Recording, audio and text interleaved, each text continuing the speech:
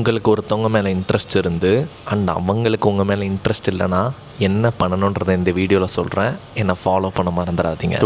Stop investigating. எதனால் அவங்களுக்கு என்ன பிடிக்கல, நான் இது பண்ணனால பிடிக்கலையா, இல்லை அது பண்ணனால பிடிக்கலையா, இல்லை நான் பார்க்க சுமாராக இருக்கனால பிடிக்கலையா அப்படின்னு இன்வெஸ்டிகேட் பண்ணி உங்களை ஹர்ட் பண்ணுறதே ஸ்டாப் பண்ணிக்கோங்க. எதனால் அவங்களுக்கு பிடிக்கலையோ அது அப்படியே இருக்கட்டும். நீங்கள் இன்வெஸ்டிகேட் பண்ணாதீங்க, பண்ணி எந்த யூஸுமே கிடையாது. அது உங்களை தான் ரொம்ப ஹர்ட் பண்ணும். ஆனால் அந்த சிச்சுவேஷனை மாற்ற போகிறதே கிடையாது. So stop investigating. Second one, தி மிரர் ரூல். அவங்க உங்களுக்கு 10% எஃபர்ட் தான் தராங்கன்னா நீங்களும் உங்களுக்கு 10% எஃபர்ட்டே தாங்க. அவங்க உங்களுக்கு 0% எஃபர்ட் தான் தராங்கன்னா நீங்களும் 0% எஃபர்ட்டே தாங்க.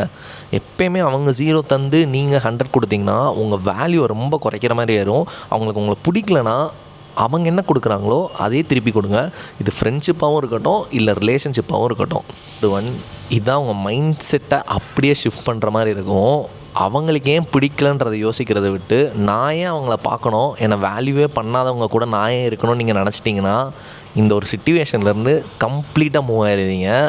இது என் ஃப்ரெண்ட்ஸ் நிறைய பேர்த்துக்கு சொல்லி அது பயங்கரமாக ஒர்க் அவுட் ஆச்சு.